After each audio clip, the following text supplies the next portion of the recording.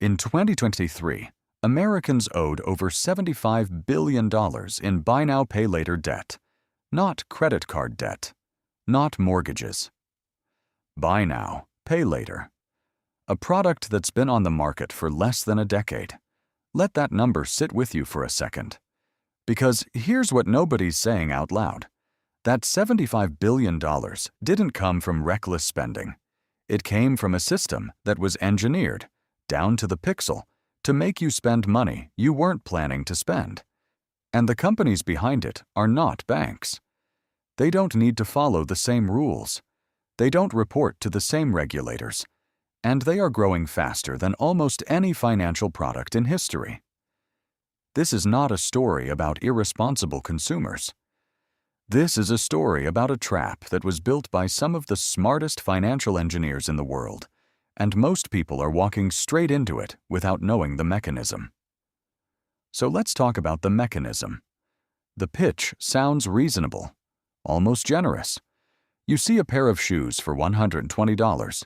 You don't have $120 sitting around right now, but the checkout screen offers you something different. Pay $30 today, then $30 in 2 weeks, then 30 more, then 30 more. No interest, no credit check. Just 4 easy payments, and you think, that's basically free money. That's just splitting the cost. But here's what they don't put in the fine print. The merchant, the store you're buying from, is paying the BNPL company somewhere between 2 and 8% of your total purchase. That's the real business model. Not your interest, your impulse. The moment you feel that friction at checkout disappear, that's the product. That's what Affirm and Klarna and Afterpay and Sezzle actually sell. Not credit to you. Access to your spending behavior, sold back to retailers. Klarna has over 150 million users worldwide. Affirm processed $20 billion in transactions in a single fiscal year. These aren't small experiments. These are financial architectures. And they were designed with one very specific goal. Get you past the checkout page before your brain can object. And this is where the psychology gets uncomfortable. There's a documented cognitive bias called present bias. It means the human brain genuinely undervalues future costs compared to immediate rewards. It's not stupidity. It's neurology. When you see something you want right now, the dopamine response is immediate. The pain of payment, if delayed, registers as almost abstract, almost theoretical. Your brain doesn't feel 4 payments the same way it feels one lump sum. BNPL companies didn't invent present bias, but they built a product that weaponizes it at scale, at the exact moment your guard is down, when you've already decided you want something and you're one click away from having it. And they went further. The user interfaces for these apps are designed to minimize the feeling of debt. There are no late payment warnings on the main screen, no running total of what you owe across multiple purchases.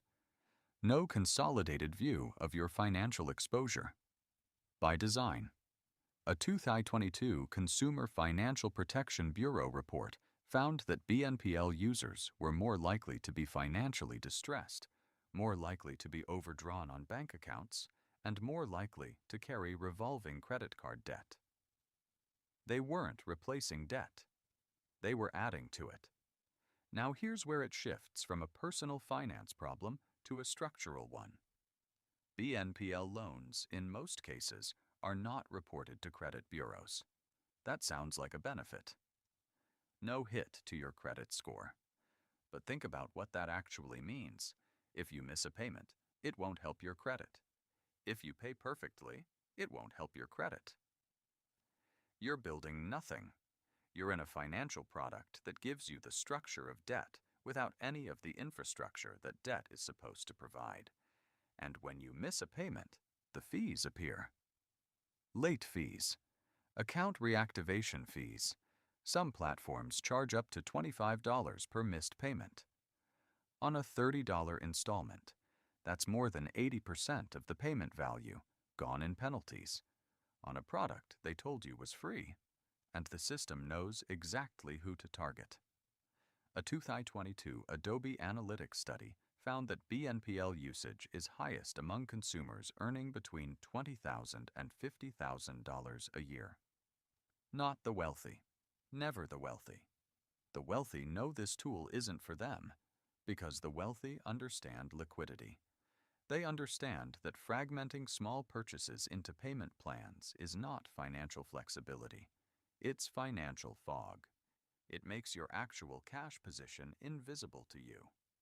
This is the part they skip in school. Wealth isn't just about how much money you make.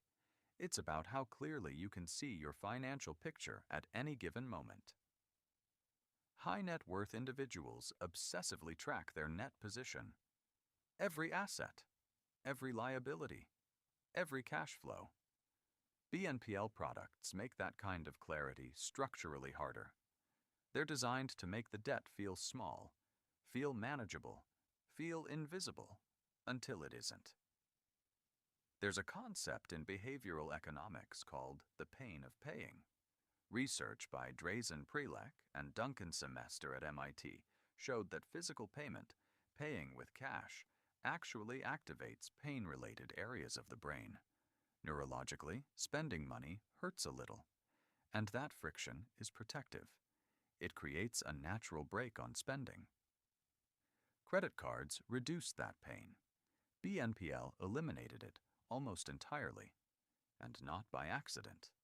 Every design choice, the soft pastel colors of the Klarna app, the cheerful confirmation screens on Afterpay, the framing of 4 payments as a gift rather than an obligation, every element is engineered to suppress that neurological warning signal, and the market is still expanding.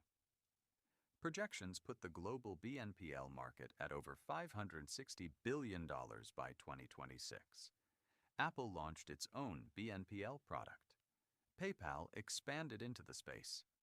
Amazon integrated installment options directly into Prime. The checkout screen itself has become a financial product.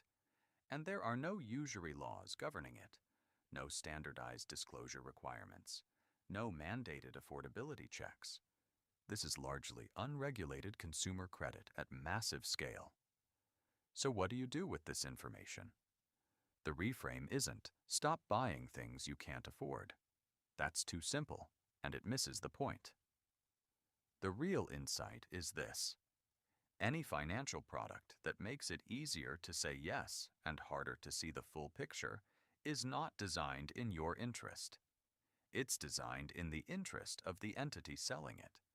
And the easier the product feels, the more carefully you should look at who profits from your ease.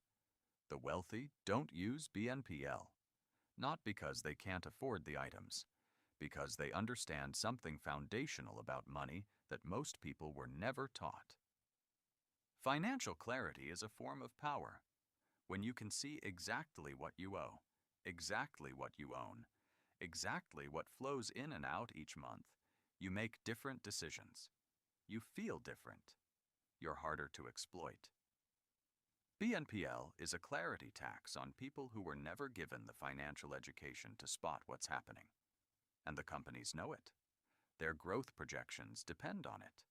Their investor decks celebrate it.